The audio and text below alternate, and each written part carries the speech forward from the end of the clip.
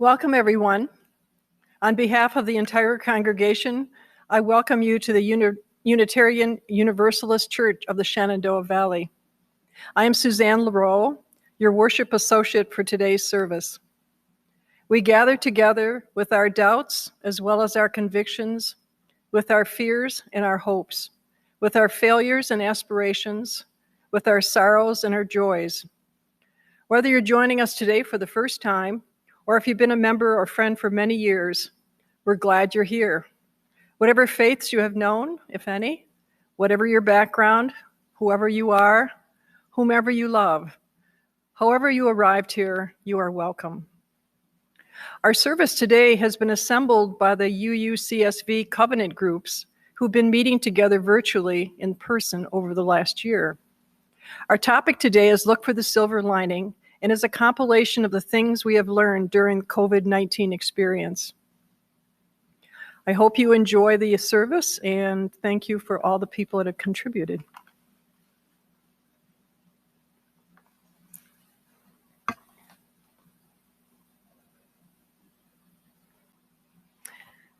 This is a reading from the Unitarian Universalist publication called Lifting Our Voices.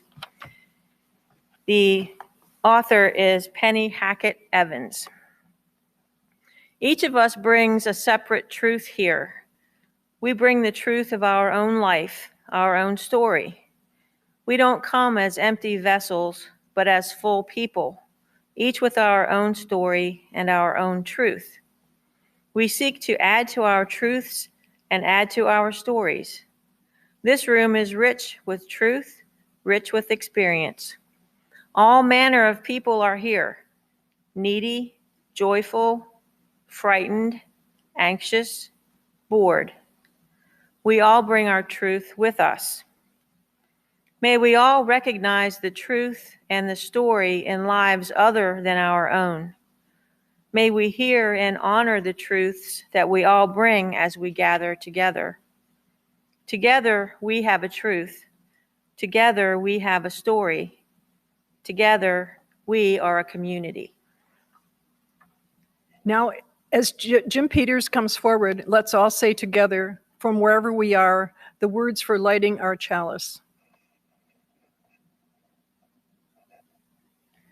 In the light of truth and in the warmth of love, we gather to seek, to sustain, and to share. I invite you to join with me as we say our covenant. Love is the spirit of this church. The quest for truth is its sacrament. To dwell together in peace, to seek the truth in freedom, and to help our neighbor. To these ends, we covenant one with another. Please join me in a moment of silence as we hold in our hearts all those in our nation and the world who are struggling and suffering from COVID-19 pandemic and systemic racial injustice, and all the challenges they must face.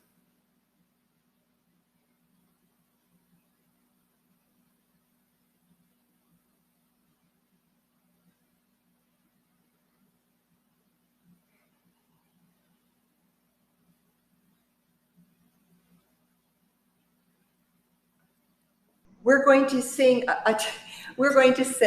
a poem that Katie Mack created. It's wonderful, and she took all of our ideas together from our covenant group to create this poem called Making Choices, Wants versus Needs. Who would have guessed a pandemic in our nation? Used to feel so safe with our whole situation. Those things we wanted defined our lives. Suddenly the question was, who will survive? After curb pickup was the thrill of our day. No wants, just needs. That's what they say. No impulse buying, no hoarding, please. The shelves are empty while we fight this disease. When gas ran out, being home was okay. We want to go, need to stay. The silver lining is learning to be alone. Missing out on whimsy, safer to stay home. So many routines had to be missed, many rituals delayed while loved ones weren't kissed. The weddings, births, and funerals too, no family celebrations to risk COVID. But not all is lost. We can laugh and play by going to Zoom almost every day. Read a child a book, play games, and eat. Do online family gatherings. We'll wait to meet. To see each other, how much kids have grown. To send virtual hugs while alone, on our own. To know that one day we can see and feel the presence of each other and begin to heal. Best of all, getting to know each other better. Zoom conversations say more than a letter. Now restrictions are lifted. That's what we hear. But variants are lurking around, so be cautious, my dear. You folks with no masks, don't breathe on me. Can't fully trust we're safe, don't you see? Ask, did you get your vaccination? Listen to facts for an explanation. A silver lining is ready to be found. We are here alive and not underground. Getting to love, laugh, play, and pray, to feel hugs and touch and be able to stay. To care enough about each other's life, to put aside our wants without any strife. Our silver lining, bypassing wants for needs, to live our truth in our thoughts and in our deeds, to be simple and free and where we ought to be, so healthy for us and the planet. Don't you see?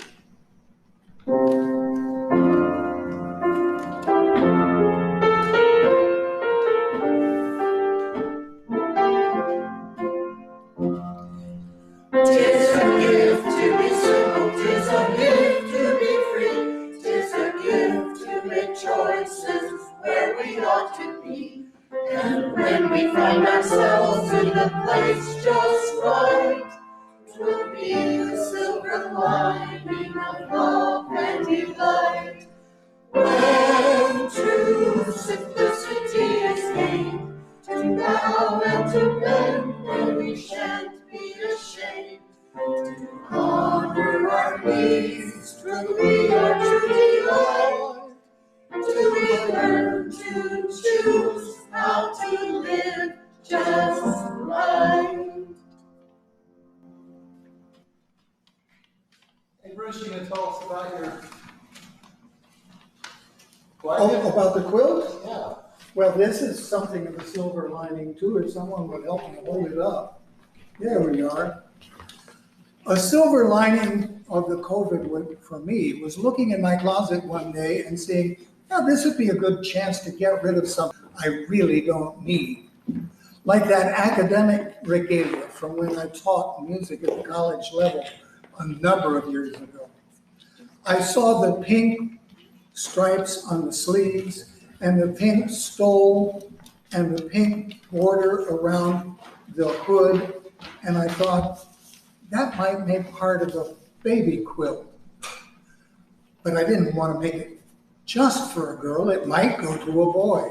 So I added some baby blue and then other colors and threw together this crib quilt.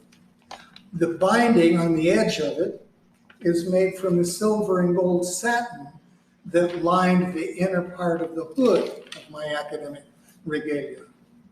And when I'd finished all that, I discovered there's still some pink and all the other colors left over. So I made them into the back of it. So this is my silver lining crib quilt.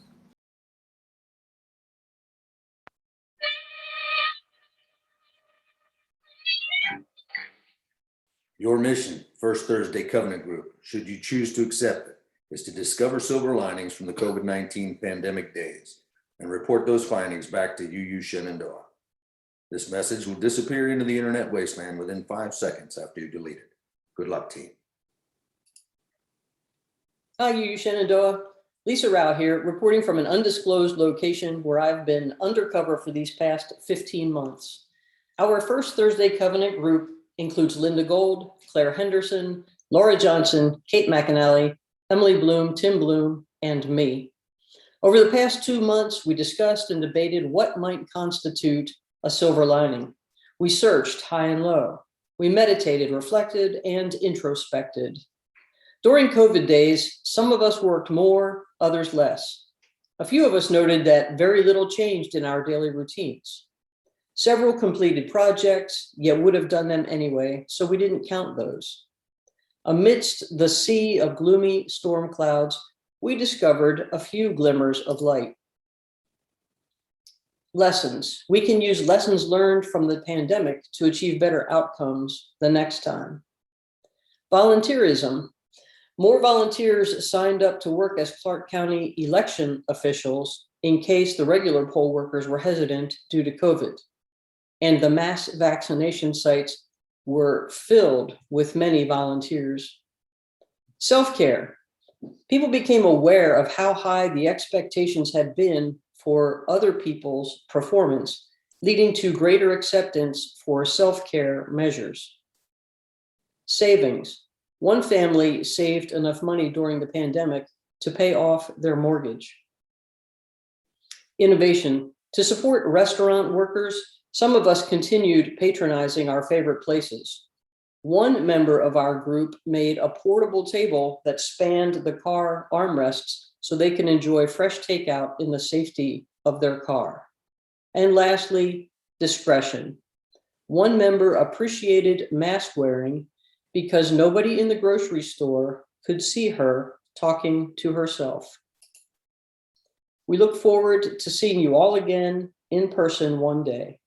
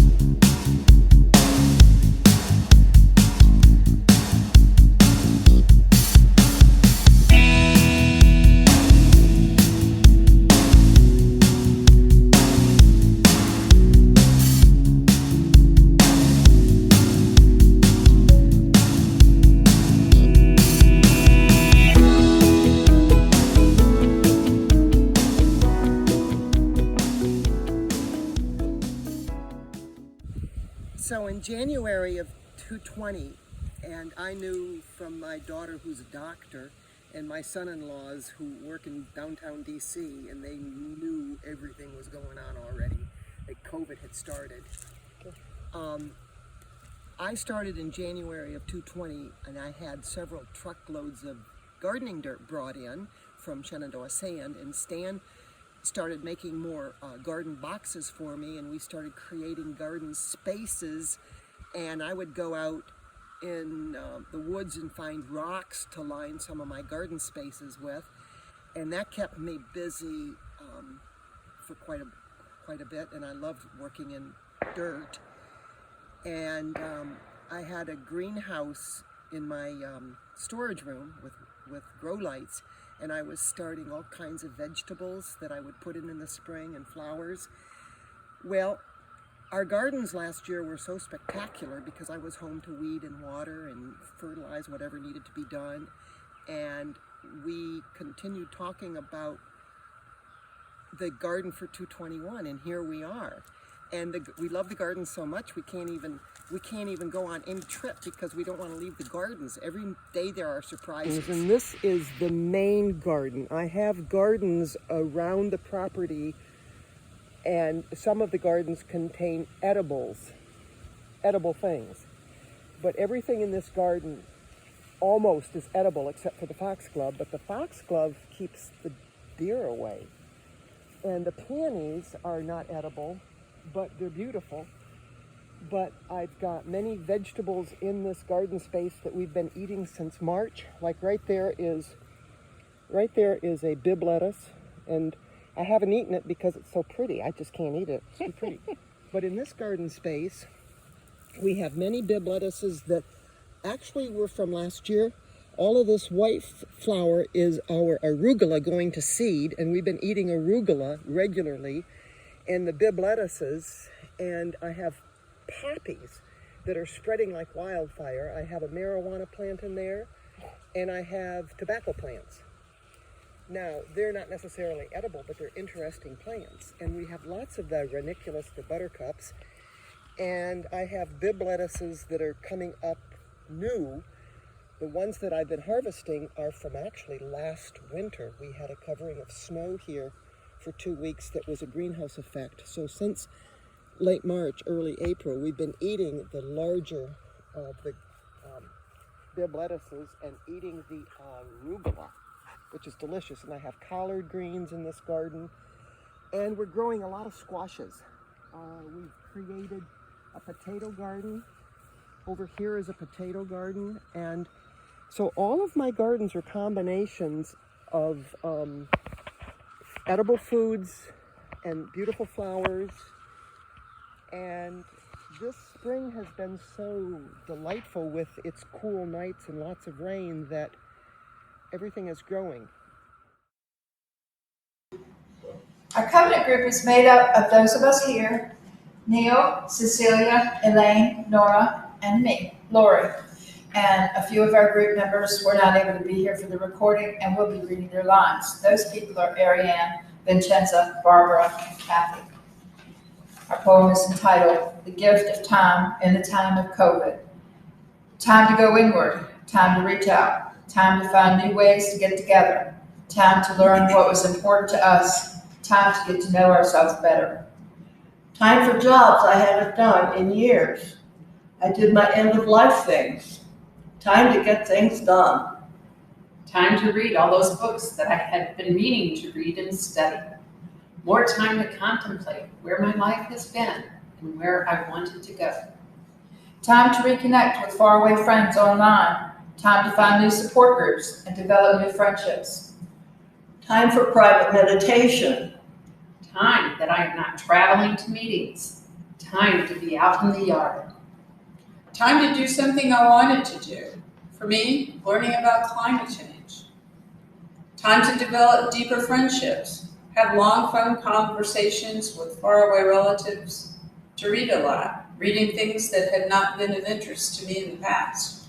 More free time, more peace of mind, letting go. More time to do new things, forgotten things, set aside things, avoided things. More time to do nothing. Getting things done and having peace of mind. Gardening has been a common thread and something we have bonded over. Yes, I'd rather be out in my yard, not going places. Yes, me too. Final thoughts? There were more minutes than you could stick together. I enjoyed allowing myself to just be. I love feeling free to waste time. I enjoyed getting more in touch with myself. I was able to find the time to look more deeply into the spiritual aspect of my life. I appreciated more free time. More time. More time to do more time to do less. More time to do new things, forgotten things, set aside things, avoided things. More time to do nothing. More time to just be, not rushing. I am a human being, not a human doing. Yes, that's it, exactly.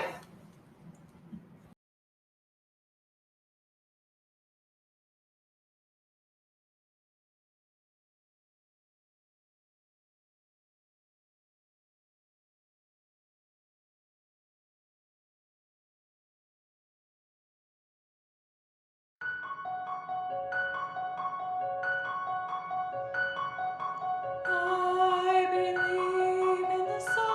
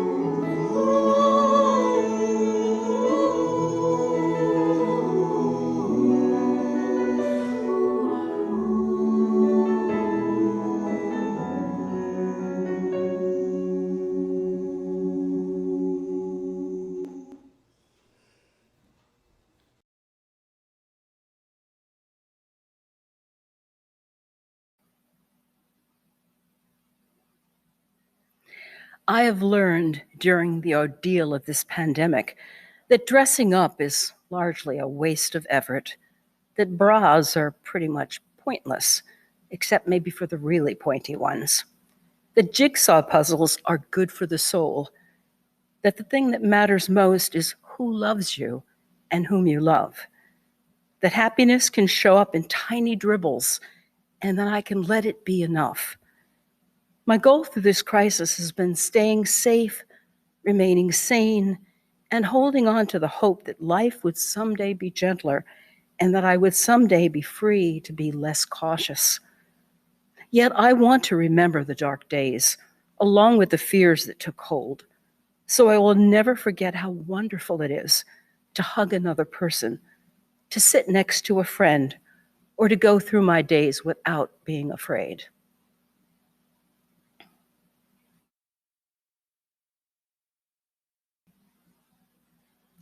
Hi, my name is Karen Reif, and I'm going to be reading a poem by Leslie Patton.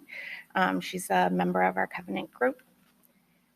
Great Spirit, you who knew me from life's first breath, first steps, first words, first ventures into all life's challenges and adventures, stay with me through the inevitable trials and sorrows. Encourage me to value every sunrise and sunset. Make me always aware of the needs of my fellow travelers, for these pilgrims who walk with me are truly what make this time here worthwhile. Especially keep me aware of the preciousness of this unique planet that sustains us and has given us the opportunity to relish our time here. Blessed be.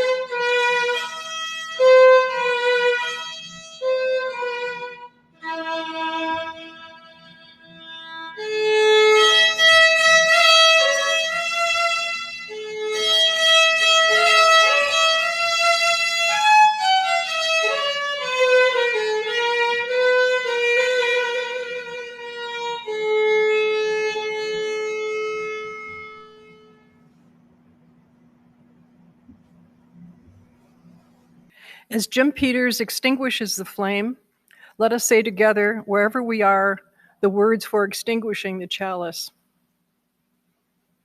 We extinguish this flame, but not the light of truth, the warmth of our community, or the fire of commitment.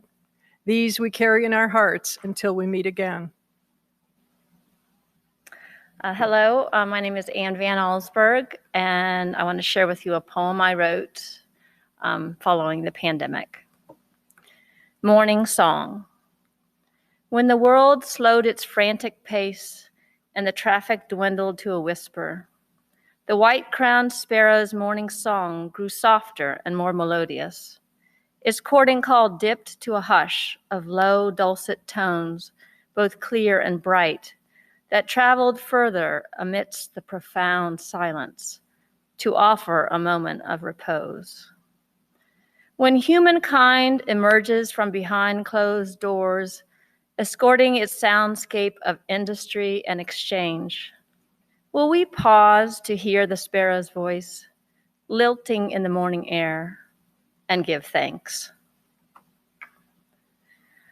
And now, reading from the Unitarian Universalist publication, Lifting Our Voices, number 107, by Maureen Killeran. As we weather winds of change, may we have wisdom to cherish moments of stillness. As we recollect times of challenge and of pain, may we remember also the graceful blessings of our lives. As we look to future unknowns, may we have the boldness to trust that there is unimagined good yet to come. The purpose of this church is to encourage all who gather to grow more generous in spirit and action. We hope you will consider making an offering after today's service through our webpage, uushenandoah.org, which allows us to exercise the generosity of spirit for this self-supporting church and its many ministries, which continue even when we are not able to be physically together. We invite you to join our community at noon for our virtual post-service gathering for joys and concerns, followed by our coffee hour conversations in smaller breakout groups. The Zoom link is found in your UUCSV email. Thank you for joining us today.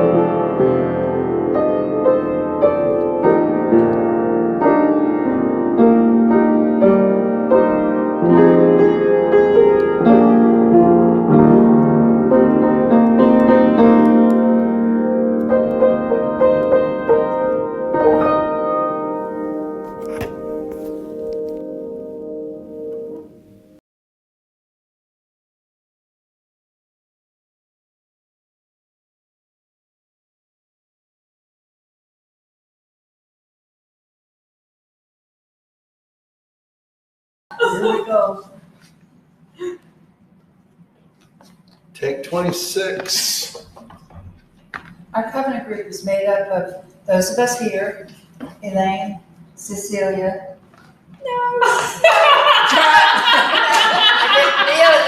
Everybody do this. Huh? Everybody do this so I can see where to cut. All right, come down. 1, 2, 3. Thanks, Jim. See ya.